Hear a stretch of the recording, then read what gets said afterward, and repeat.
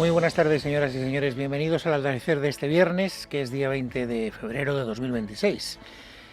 Marlaska, el ministro de Interior, sigue sin dimitir. Ya me imagino que no les sorprenderá esa noticia. Ustedes recuerdan que él hace 2 días puso su cargo a disposición de la víctima.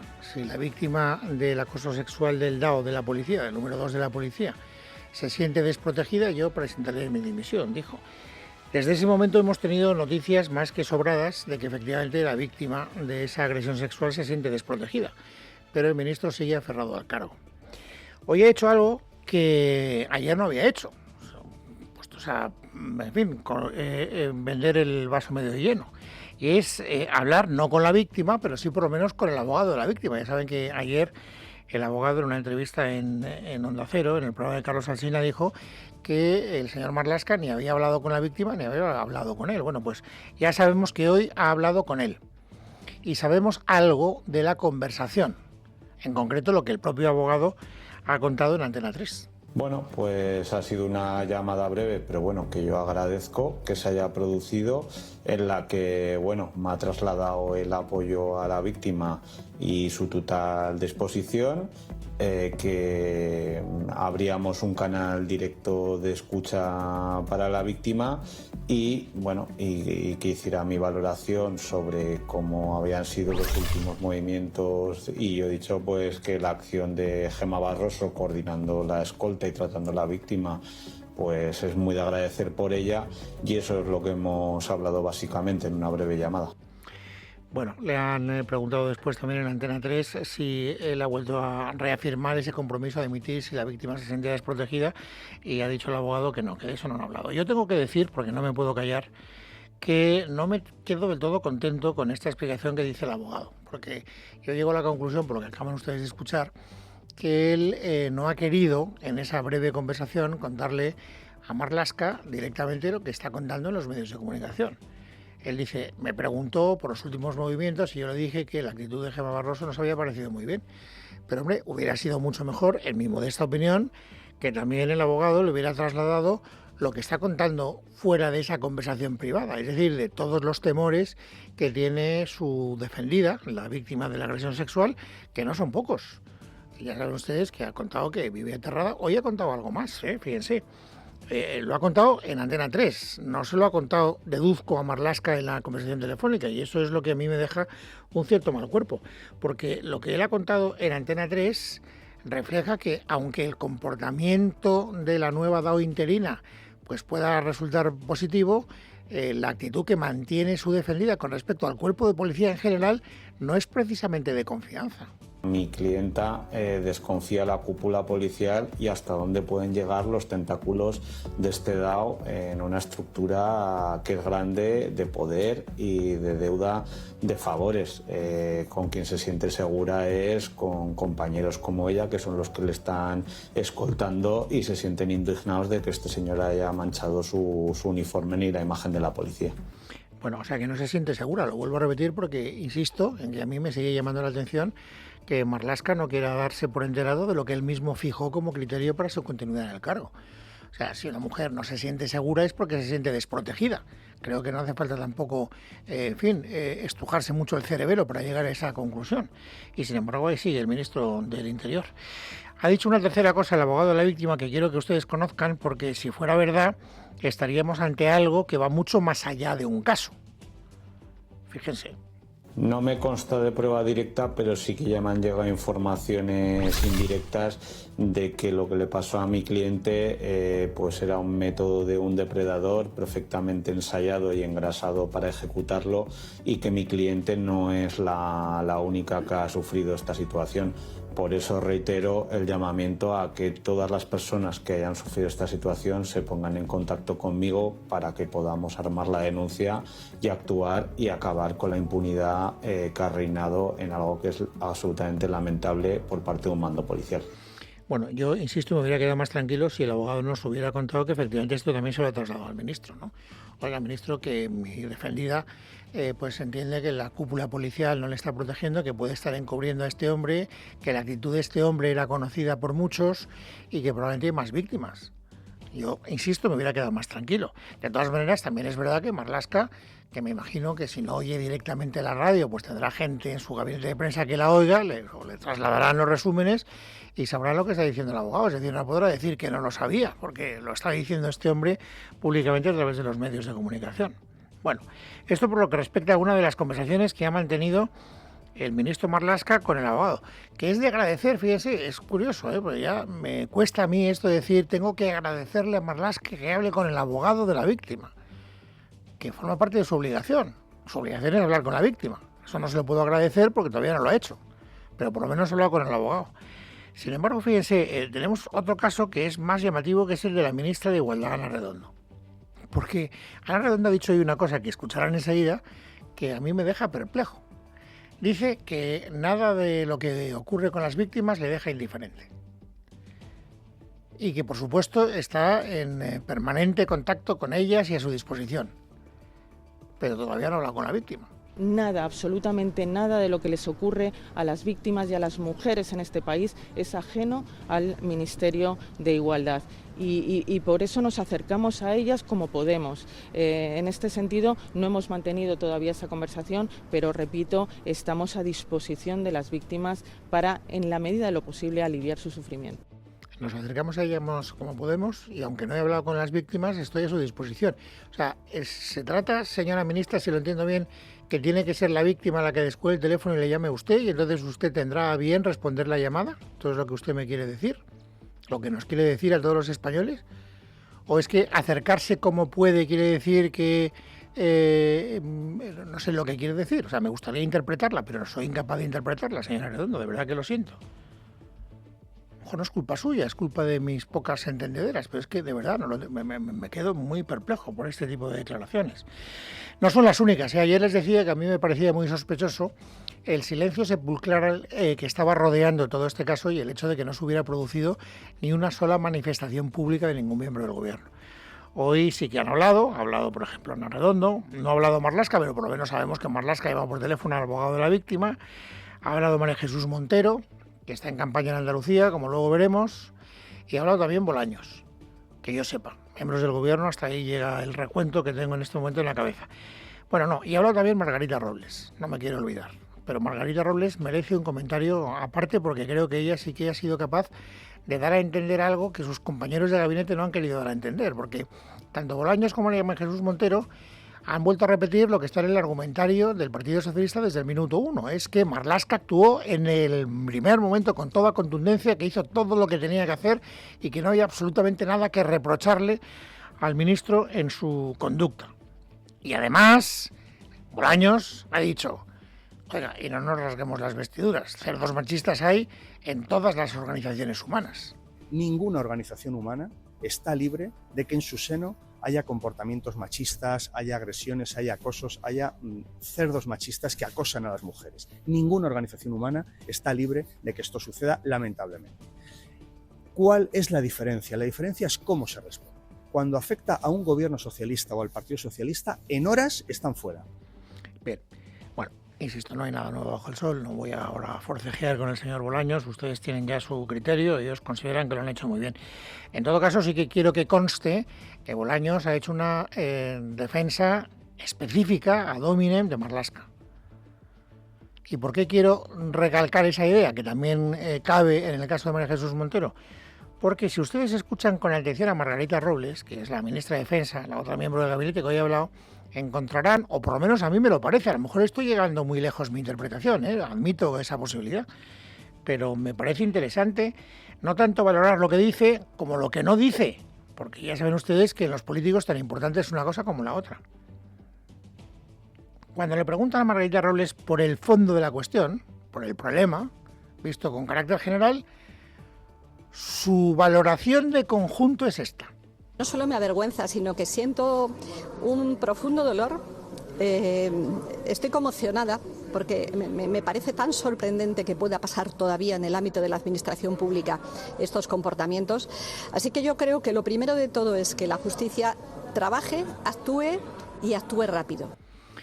Bien, por lo tanto hablamos de la justicia, hablamos de su estupefacción, pero no hablamos de Marlaska. En ningún momento he dicho esto de la reacción inmediata de Marlaska. Es sorprendente porque las personas que estaban en este canutazo, que es como se llama en el argot periodístico, este encuentro, digamos, casual de los políticos con los periodistas, han tenido que repreguntarle, oiga, que usted no ha dicho nada de Marlaska, ¿qué le parece Marlaska? Y fíjense la respuesta que da de Marlaska. El ministro Marlaska sabe lo que tiene que hacer en cada momento. Yo lo único que puedo decir que como mujer, como persona que está en una responsabilidad pública, estoy conmocionada y sigo conmocionada. Ni una sola palabra de apoyo a Marlaska. Marlaska sabe lo que tiene que hacer. Bueno, vuelvo a repetir que a lo mejor yo estoy llevando muy lejos mi interpretación, pero me parece que si yo hubiera querido defender a Marlaska hubiera tenido la oportunidad de hacerlo y no lo ha hecho. Y a mí esto me parece que es hasta cierto punto por lo menos revelador. Quien no es interpretable es Eduardo Madina, que es otro de los, iba a decir dirigentes socialistas, pero no sería verdad porque no dirige nada. Estuvo a punto de dirigirlo todo, pero se quedó en puertas de ganar las primarias, no las ganó y ahora es una de las voces críticas del partido. Es curioso porque sonrío, porque, en fin, aquí el más tonto hace relojes. Resulta que le entrevistan en la SER, porque él habitualmente colabora con la SER y sale con frecuencia en esa cadena de emisoras. Y entonces le preguntan por este escándalo y ahora verán lo que dice. Y, oh casualidad, a los pocos minutos, a las horas, la SER hace desaparecer del registro las declaraciones de Madina. Es un dato que quiero que ustedes conozcan y que lo valoren como estimen oportuno. ¿Por qué? Pues porque no parece que el señor Madina haya estado muy complaciente con el gobierno, desde luego. Y no lo ha estado. Hablando de Marlaska, fíjense lo que dice. Si no lo conocía, es decir, si hay una denuncia contra una Policía Nacional cuyo número 2 ha violado a otra mujer miembro del cuerpo y no se ha enterado el ministro, la primera pregunta que yo me haría es, señor ministro, ¿usted de qué se entera? Si no se entera de eso, ¿de qué se entera? Esto no lo dice Esther Muñoz, que también lo dice, pues lo dijo ayer. Esto no lo dice el señor Feijóo, que también lo dice porque lo dijo ayer. Ni lo dice el señor Tellado, que también lo dijo porque lo dijo ayer. Esto lo dice Eduardo Madina. No se atreve Madina a pedir la dimisión de Marlaska explícitamente, pero sí implícitamente, porque yo creo que la única manera que hay de interpretar este otro fragmento de la conversación con la SER no es otro que invitarle a que se vaya. Yo creo que el ministro tiene que reflexionar. El nombramiento que hizo, primera reflexión, segundo, el tiempo que sucede entre la presentación de la denuncia y el conocimiento por parte de la opinión pública de la existencia de esa denuncia, y qué ha sucedido dentro, bien para enterarse, bien para no enterarse. Y yo, Ángels, te soy sincero, es que no sé qué es peor, que lo supieran o que no. Bueno, que tiene que reflexionar el señor Marlaska, yo interpreto, en fin, cada uno lo interpretará como le dé la gana. Yo creo que el hombre no se atreve a decir que se tiene que ir, pero yo creo que es verde con asas. Bueno, esto por lo que respecta a lo que ha sido el escándalo más sonoro durante los últimos 3 días en nuestro país. Pero hay otro que lleva mucho más tiempo instalado en las primeras páginas de los periódicos, que hoy nos han deportado, pues nos ha reportado mejor, alguna novedad interesante. Saben ustedes que Ábalos, entre otras cosas, pasará a la historia por ser un hombre con una facilidad romántica muy versátil, porque tenía varias novias y varias primas y varias compañeras, o no sé cómo diablos hay que llamarlas. Una de ellas es Anaís. Bueno, Anaís, para que ustedes la identifiquen, es la que estaba en su casa cuando aparece la UCO y a la que Ábalos le pide que guarde un pendrive en las bragas o en los leggings, para decirlo de manera más suave. Ella lo hace, no sirve de nada porque la cachean y descubren ese pendrive. Y entonces hoy ha estado en 4 Anaís y entonces le han preguntado que qué contenía ese pendrive. Y entonces pues ha contado lo que ella quiere saber. Detrás de la televisión que se quedó después del registro de la UCO estuvo un disco duro ahí detrás de la televisión aún, desde que se fue la UCO, y aún sigue existiendo ese disco duro detrás de la televisión de su cuarto. ¿El disco duro que te pillan, tú sabes lo que tiene dentro? ¿Le preguntas a Ábalos, oye, qué hay dentro? Yo sé que me reveló que habían conversaciones con Pedro Sánchez, más no lo sé. ¿Y tampoco tienes conocimiento de lo que oculta el disco duro que hay detrás del televisor? No, pero sé que lo quería sacar y quería que lo sacara yo por la puerta, pues algo, me imagino que algo ocultaría bastante gordo para querer que yo me lo sacara de su casa. Puede ser que tenga algo. Puede ser que tenga alguna grabación o alguna prueba de que puede ser que sea de un delito que pueda cometer Ábalos realmente. ¿Tengo pruebas? Sí. ¿La grabación es de algo personal o de algo laboral? prefiero no comentarlo. ¿Prefieres no contarlo porque lo vas a utilizar de alguna manera? ¿Porque es una carta de seguridad para ti? No sé si voy a sacarlo o no lo voy a sacar, no lo sé, así que no te lo puedo confirmar. Vale, a lo mejor para defenderte tú de alguna cosa que te digan. No lo sé. Bueno, así que confirma que efectivamente había otro pendrive que la UCO no encontró, con información sobre las conversaciones que había mantenido Ábalos con Sánchez, según le dijo el propio Ábalos a Anaís, y luego esta segunda parte, que también me parece interesante, porque vuelve a recrudecer, digamos, la amenaza, la espada de Damocles que pende sobre la cabeza de Ábalos, y es que Anaís también grabó, y tiene pruebas que pueden implicar al señor Ábalos en conductas que a lo mejor le reportan algún perjuicio en los procedimientos que están abiertos contra él. Que a mí me sorprende, francamente, que ya diga tengo pruebas contra alguien, pero no sé si las voy a utilizar. Porque claro, existe un delito que es la falta de colaboración con la justicia. Si alguien tiene el conocimiento de que se ha cometido un hecho delictivo, tiene la obligación de comunicarlo. No sé si eso se lo han explicado a Anaís, no vaya a ser que se meta en un problema o en un lío. Bueno, esto me parece que es interesante, sobre todo porque vuelve a poner de manifiesto que este es un caso que no ha prescrito en absoluto y que todavía puede traerle al presidente del gobierno y a los dirigentes del PSOE no pocos quebraderos de cabeza. Y luego están las consecutivas citas electorales que tenemos en el calendario. Ya saben que se dilucidó la de Extremadura, que no sabemos cómo acabar, la de Aragón y ahora le toca a Castilla y León. Hoy ha habido encuesta del CIS. Y la encuesta del CIS es muy curiosa. En primer lugar, porque fíjense, aunque determina un empate técnico entre el PSOE y el PP, Tezanos se permite el lujo de decir que está un punto por encima del PP, cosa que, siendo Tezanos, me sorprende. Pero hay todavía un dato más sorprendente, y es que según esta encuesta del CIS, el partido que sufre un parón bastante llamativo es Vox, lo cual contradice lo que estaba siendo hasta ahora la tendencia en todas las elecciones que se estaban produciendo. Luis Colom.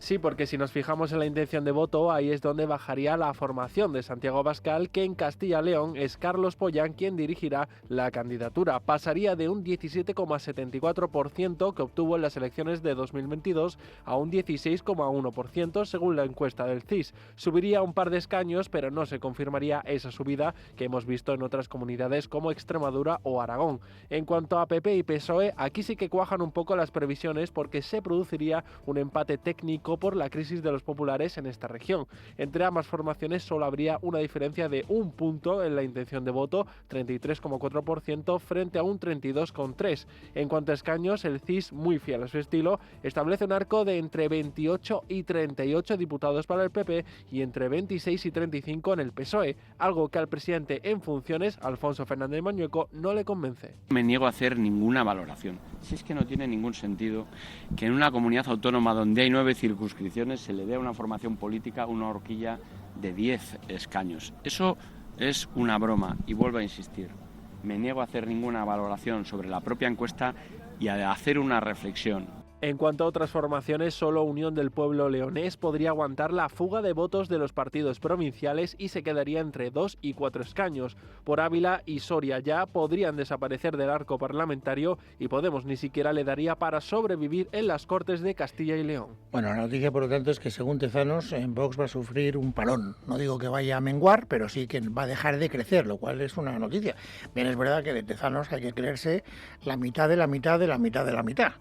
El que no se lo cree en absoluto es Abascal, naturalmente, que es el más perjudicado por esta encuesta. Hoy he hablado de esta encuesta en estos términos. Es invalorable. Estas y las encuestas nacionales yo creo que obedecen a una estratagema de Pedro Sánchez y del señor que dirige el Centro de Investigaciones Sociológicas, que deben ser ellos los que cocinan estas encuestas y algún día pagarán por ello.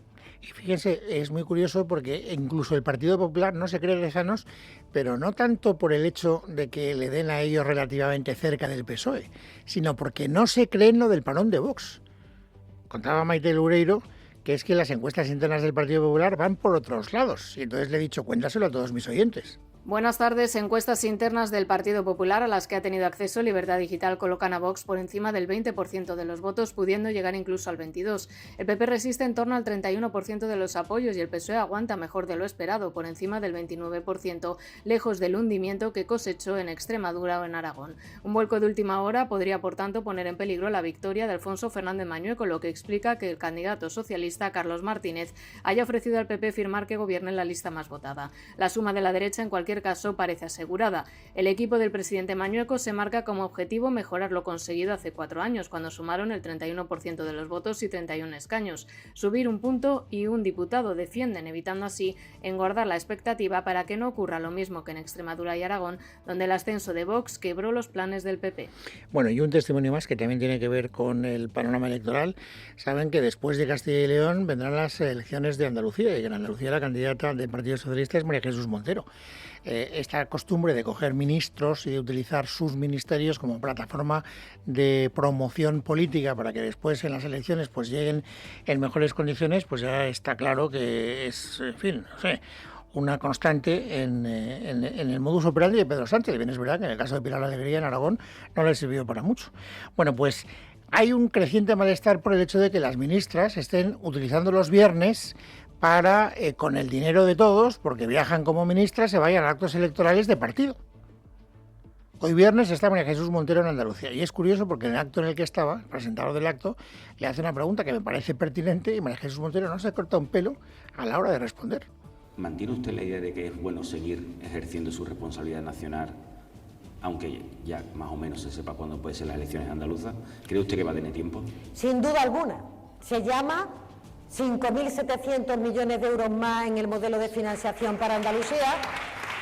Se llama 19.000 millones de euros de condonación de la deuda. Se llama 7.000 millones de euros mañana para paliar las consecuencias del temporal. Fíjese si merece la pena seguir desarrollando una responsabilidad, tomando decisiones al frente del Gobierno de España. No, señora Montero, se llama competencia desleal y se llama jugar con ventaja y se llama juego sucio. Bueno, es viernes 20 de febrero de 2026. Vamos a completar el paisaje informativo sobresaliente del día. Esmeralda Ruiz, bienvenida, buenas tardes. ¿Qué tal, Luis? Muy buenas tardes. A esta hora seguramente nuestros oyentes saben también que a eso de las 7 de la mañana en España, la Asamblea Nacional de Venezuela ha aprobado por unanimidad la ley de amnistía que abrirá por completo las mazmorras chavistas. Eliminan los grilletes, la prohibición de salida y el régimen de presentación. Los que tuvieron que huir de su país también podrán tramitar la vuelta a Venezuela. Han sido muchos días de incertidumbre, pero al final así lo anunciaba la propia Delcy Rodríguez. Hay que saber pedir perdón y hay que también saber recibir perdón. Y ese es el proceso que se abre con esta ley de amnistía. Nuestro corresponsal en Iberoamérica, Martín Higueras, nos recordaba hoy que la ONG Foro Penal contabiliza todavía 644 presos políticos que están ahí en Venezuela, que veremos a ver si es verdad que logran quedar en libertad. La noticia ha sido celebrada por el ministro de Asuntos Exteriores, José Manuel Álvarez, está en Barcelona. Álvarez, que nunca se atrevió a condenar la dictadura y que ahora dice que la libertad de esos presos políticos siempre ha sido el objetivo del gobierno. Hoy hemos recibido una muy buena noticia desde Caracas, una noticia que da esperanza en esta nueva etapa en la que está inmersa Venezuela, que España venía solicitando desde hace mucho tiempo, y es esa amnistía.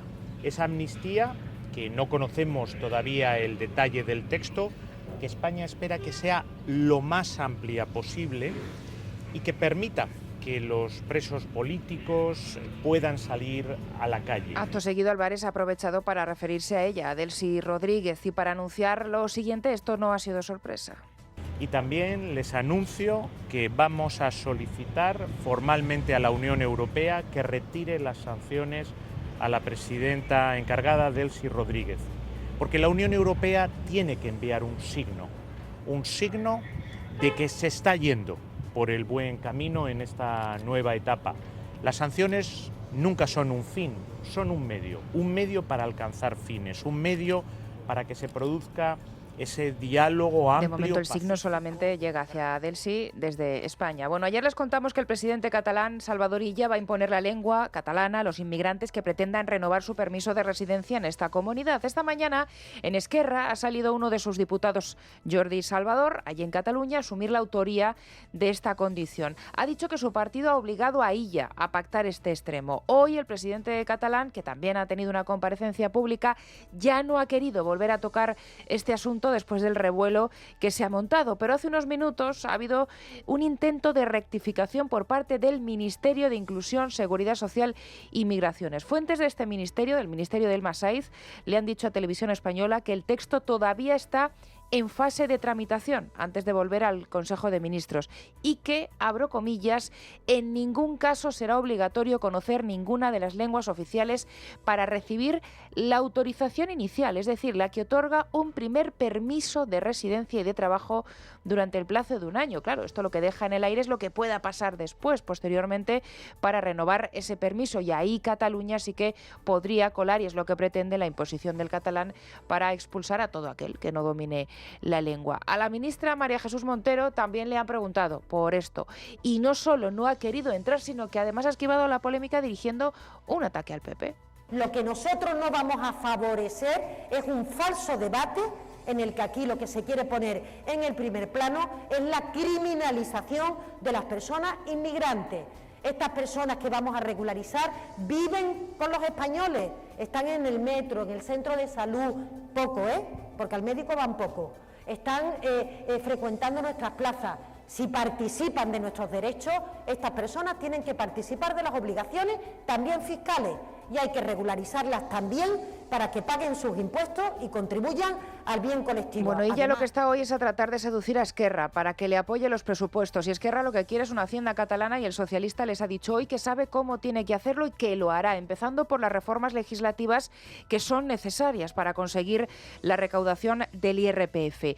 Las negociaciones que está liderando Illa para tratar de sacar unas nuevas cuentas se le están resistiendo, y quizá lo que no se esperaba hoy era la reacción del presidente de Fomento del Trabajo, Sánchez Llibre.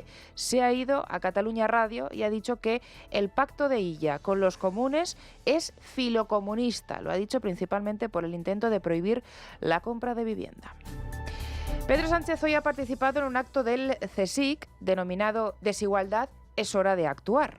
A punto de cumplir 8 años en Moncloa, el presidente del Gobierno dice que es el momento de tomar medidas para ayudar a combatir un lamento que, según él, empieza a escuchar mucho últimamente. Una frase que en muchas sociedades occidentales se repite, y es el que no llego a fin de mes, el que no me da la vida, ¿no? Porque no es suficiente que los poderes públicos facilitemos, por ejemplo, un ingreso mínimo vital como facilitamos, o el transporte gratis como estamos facilitando en España, o también unas pensiones dignas que se revalorizan conforme al coste de la vida, si algunos poderes privados lo que hacen es hurtar su proyecto vital.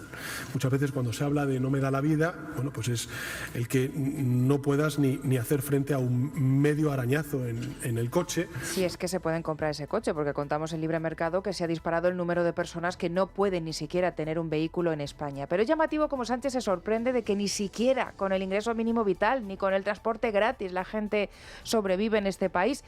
Los españoles con un trabajo estable que tampoco consiguen llegar a fin de mes o pagar el alquiler, ya vemos que no forman parte de esas estadísticas de Moncloa.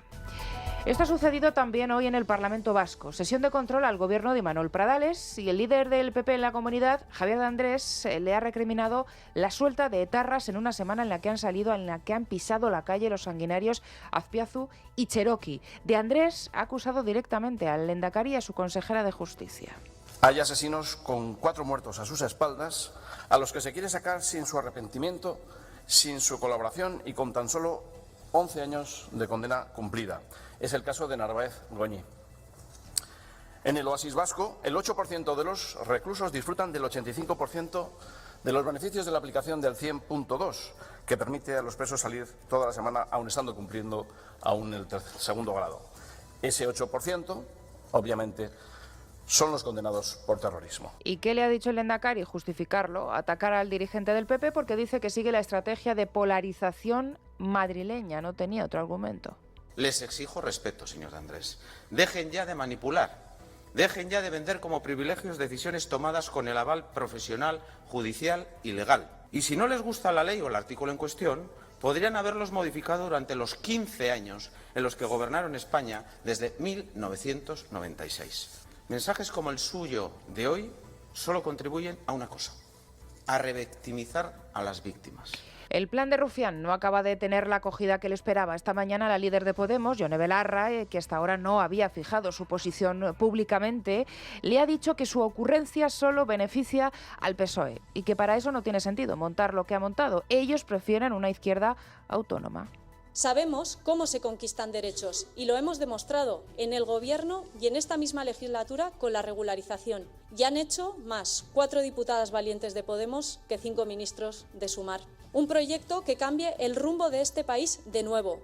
Un proyecto confederal que construya una república plurinacional. Y como todos le están dando la espalda, pues el propio Rufián ha escrito un tuit para tratar de corregir sobre la marcha su plan inicial. Dice que él lo que quiere son confluencias de partidos con listas mixtas, que no quiere retiradas y que eso no significa que se presente uno, pero tampoco que se presenten 14. Veremos a ver si este giro convence a los de la izquierda. A Esquerra, desde luego, a su partido, no.